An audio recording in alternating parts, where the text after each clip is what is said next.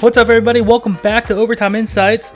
We had an absolutely wonderful game this afternoon between Finland and Sweden. And this day is a game of rivalries. Now, before we get into this game, I want to take you back to how this rivalry happened. So, let's just talk a little history of this rivalry. The hockey rivalry between Finland and Sweden is one of the most storied and intense in international sports, rooted in centuries of geopolitical history and fueled by generations of closely contested games. The rivalry traces back to Sweden's 11th century conquest of Finland, establishing a big brother, little brother dynamic that persists today. Swedish remains an official language in Finland, while Finnish is rarely spoken in Sweden, symbolizing lingering cultural asymmetry.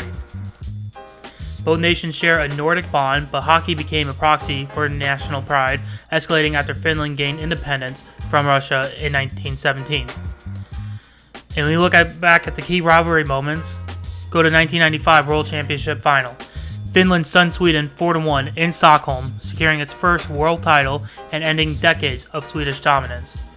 In 2003 World Championship Quarterfinal, Sweden erased a 5-1 deficit to win 6-5 in Helsinki, a collapse still dubbed the Miracle of Helsinki in Finland. Then in 2006, the Olympic gold medal game, Sweden edged Finland 3-2 in Turin, with Nicholas Lindström scoring the winner and Henrik Lundqvist stopping Olli Jokinen's last-second chance. And then 2014 World Junior Final, Finland defeated host Sweden in Malmö, a loss that still haunts Swedish players like Elias Lindholm. Then in 2022, in the Olympic semifinal, Sweden won 2-1 in Beijing, extending Finland's Olympic drought against its rival to 16 years. And we go by the numbers. For the all-time record, Sweden leads 63 wins, 57 losses, 9 overtime losses since 1952, with 330 goals to Finland's 314. In the Olympics, Sweden holds 5 wins, 2 losses, 3 overtime losses edge, including the pivotal 2006 final. In World Championships, Sweden leads 7-1 in titles, though Finland has closed the gap since 1995. And when we look at players' perspectives on this rivalry, Victor Hedman from Sweden, if you ask them, they're the big brother. If you ask us, we're the big brother. Erik Karlsson of Finland responded to Hedman's claim with, "I guess we'll find out." Going from the legend, Saku Koivu from Finland says the Swedes always think they're better than us, and we always want to beat them. And in Sweden's Carl Hagelin, these games are bigger than any NHL match. So why does this rivalry matter? National identity. Games often decide medals, with 11 Olympic and World Championship meetings since 1988. Player development. By age 20, Swedish-Finnish players typically face each other 20 to 25 times in youth tournaments. And with fan engagement, games regularly draw 30 to 40% TV ratings in both countries, surpassing domestic leagues. This rivalry transcends hockey, embodying centuries of cultural friction and mutual respect. As Finland's Esa Lindahl noted, it's personal. They're right next door. With both nations consistently producing elite talent, the next chapter is always just a face-off away. Alright, so let's get into this game. First period, 8 minutes 35 seconds into it, Sweden's Mika Zibanejad opening scoring with an unassisted snapshot after forcing a turnover in Finland's defensive zone. Then in 10 minutes 58 seconds, Anton Lundell tied it 1-1 for Finland, finishing a 2-on-1 rush with Panthers teammate Eetu Luostarinen, assisted by Patrik Laine. And then, right at the end of the first period, Finland got on the power play.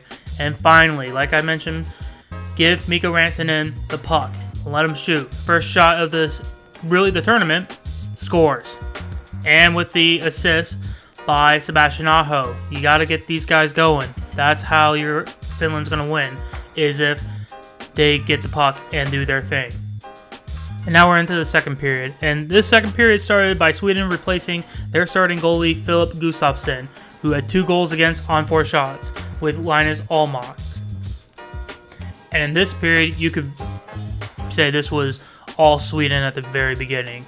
At 5 minutes and 6 seconds, Rasmus Dahlin tied it 2-2, bearing a rebound from Joel Eckerson-Ek shot with Lucas Raymond assisting. And then at 10 minutes 32 seconds, Erik Karlsson put Sweden ahead 3-2 with a wrist shot from the right circle off of William Nylander's feed.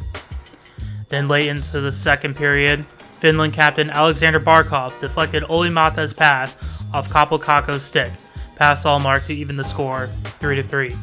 Now, I watched this replay over and over. I still think it was Barkov's stick. All the commentators were saying this goal should have gone to Kaapo Kakko's. In the beginning, they didn't really talk about it after, so maybe they realized it was Barkov's. I thought I touched Barkov's stick. Let me know what you think. If it was Kaapo Kakko should have gotten the credit for this goal, or Barkov remaining the scorer of this goal. In the third period, no scoring action happened in it. Barkov probably had the best chance of scoring a goal.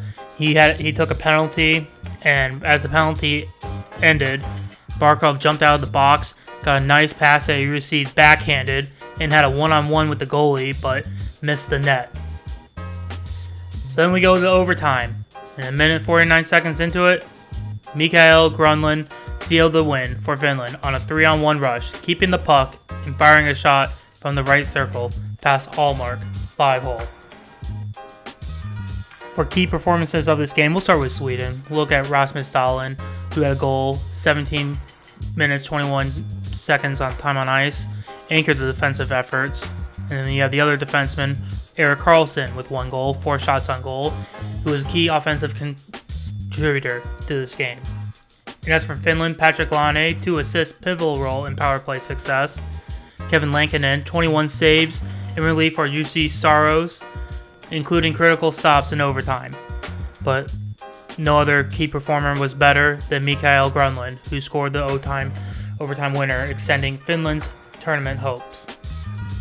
And as for standings impact, Finland got their 2 points, got their win, and avoids elimination, but must defeat the United States on February 17th and rely on other results to advance. And for Sweden, they got their point, but now they need to win against the United States and goal differential help to reach the championship game. The result extends Finland's recent edge over Sweden in high-stake games. Though the rivalry remains as combustible as ever, both teams face elimination scenarios in their final round-robin matches. Now, as of right now, we are still waiting for Canada and the United States to play, but we'll go over to what each nation needs to go through to make it to the final round. We'll start with Canada. If they get their regulation win of 3 points, it guarantees advancement if paired with a Sweden loss to the United States. For an overtime shootout win, that gives them 2 points, likely requires goal differential tiebreakers if Sweden also gains points. And if they lose, they're eliminated unless Sweden loses to the United States and Canada holds a significant goal differential. For Finland's path, they win. It's got to be a must-win by at least 3 goals and hope Sweden loses to the United States to overtake on goal differential. For an overtime shootout win of 2 points, it requires Sweden to lose in regulation and overtake on points. And with a loss in regulation, eliminated. Now for Sweden's path, the regulation win of 3 points, they advances if Canada loses or finishes with fewer points. For an overtime shootout win of 2 points, it needs Canada to lose in regulation and outpace Finland on goal differential. And with a loss in regular time, eliminated unless Canada loses and Finland fails to gain points. And finally, with the United States path, a regulation win of 3 points clinches the top seed in the final. Overtime shootout win of 2 points likely secures advancement unless Canada wins big. And for a regulation loss, 0 points, they still advance if goal differential remains superior to Sweden and Canada. Key factors into this: goal differential, critical for tiebreakers. Teams must prioritize margin of victory. Their special teams power play efficiency cost Sweden against Canada. Finland must improve theirs. And then you got goaltending. Jordan Binnington needs to rebound from allowing 3 goals to Sweden. And with Sweden, Linus Ullmark must stabilize after inconsistent performances. And that's it for this video. Thanks for watching Overtime Insights. we're going to get ready for the United States and Canada game. So after that, we'll get another video up, and I'll catch you in that video. See ya.